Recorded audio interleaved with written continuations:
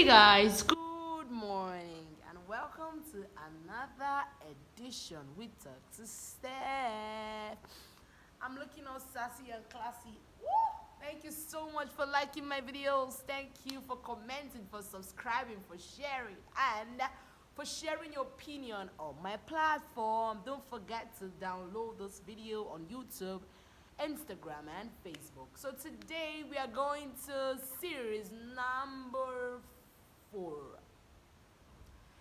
in the series titled Breaking Repeated Curses, Generational Patterns and Habits. So today we're going to be talking about domestic violence. That's a biggie right now in our community. You know, some people tell me, I ask people, why do you stay with someone who domestically abuse you, verbally, morally? And they say, because I love him. Some say, because of our children. Some say, my dear, if you die, bro, sis, if you die, what is going to happen to those kids? Isn't it better you save yourself while you are alive? So let's proceed to today's word, domestic violence. Domestic violence. Thank you so much. Woo! Thank you. So let's go to the word, quit the relationship. Sis, if you're in a relationship or in a marriage where you are being domestically abused, it's advised you quit the relationship beforehand. My mom used to say to be forewarned is to be forearmed. Quit the relationship while you are at it, because domestic violence don't end.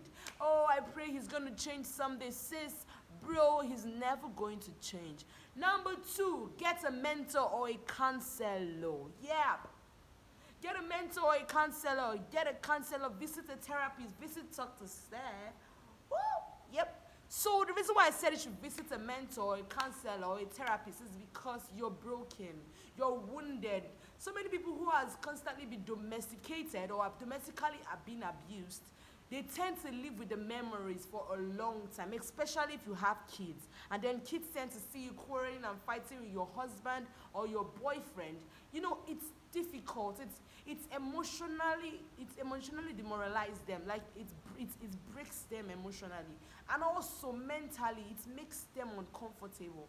They might not be able to tell you this because they are kids, but I'm telling you, you need to see a therapist, see a counselor, see somebody.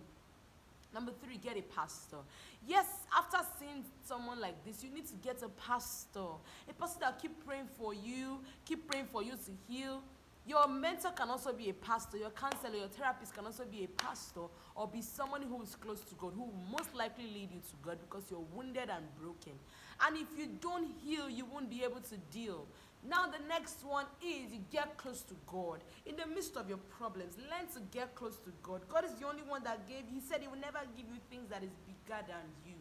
If you've left the relationship and seen your pastor, your counselor, your mentor, then you see your pastor, the next thing is to get close to God. He's the supreme one. He's the only one that connects people together.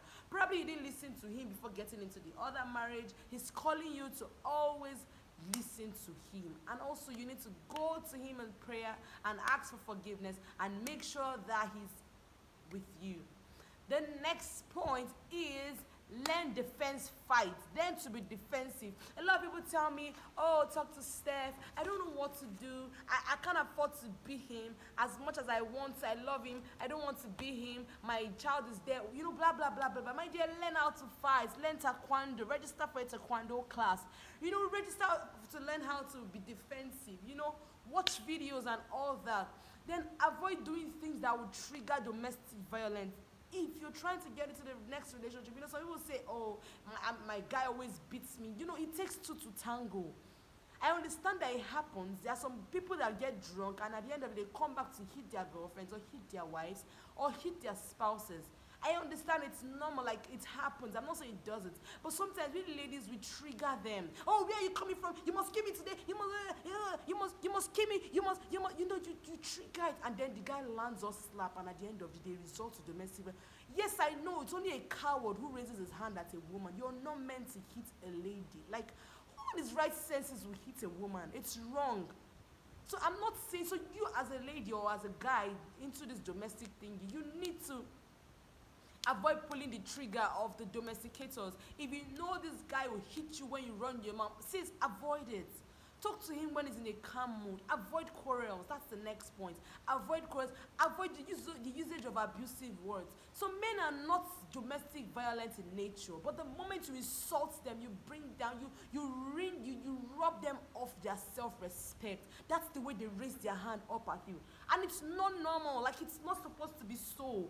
Because your wife or your woman or your girlfriend insulted you, shouldn't raise your hand off over her face and give her series of bruises and all that, my dear. But the truth is, a domesticator would always be a domesticator. Like, a domestic violating person would always be a domestic violator. A woman beater would always remember a woman beater, whether it's a mistake, it's an error. If it happened the first time as a mistake, the second time, the third time, it will still happen.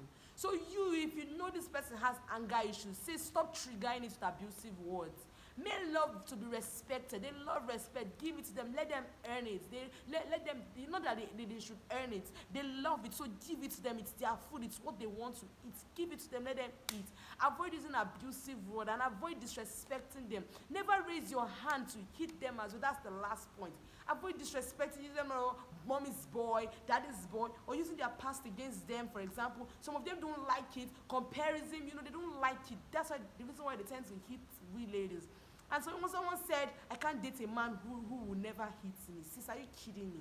So are you kidding me? Like, hitting you is the best, or hitting you is what you enjoy from a man? Like, it has to stop. It really has to stop. So guys, please, ladies too, guys, guys go through domestic violence too. So please, ladies, avoid triggering what to make a guy hit you. Guys, avoid triggering a lot of things that make ladies hit you.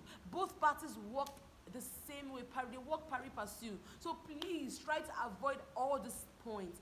By that way, we'll be able to cut down the level and the level or the rate at which abuses flow on the air. So please, I beg you, thank you so much for liking this video, and subscribe as well. Share to any of your friends going through so many issues like this, and let's help spread the news. Stop domestic violence. And thank you so much for liking my videos, and I decree that the Lord will heal your heart. And as well, I wanted to drop this last one. If you have children or child in the process of being abused, please see a therapist. You can talk to Steph, you can see other therapists, you can see a pastor. You need to go for counseling, you need to go for mental checkup for your child as well, because your child seeing those things has left a long-lasting impression. My daddy beats my mom. My mom left my dad because, those things are not sweet words. They're not sweet words. They grew up with those things. My dad and my mom, they always fight every day. I've seen all those things, so it has to stop. So please try to take your children for a therapy section, and let them talk to someone. Thank you so much, and I decree that the Lord will heal you and mend every of your broken hearts and heal you from all those abuses or the other. Thank you so much, and I remain your all honorable coach and your life coach, the love therapist. Talk to Steph. See you next time. Mwah.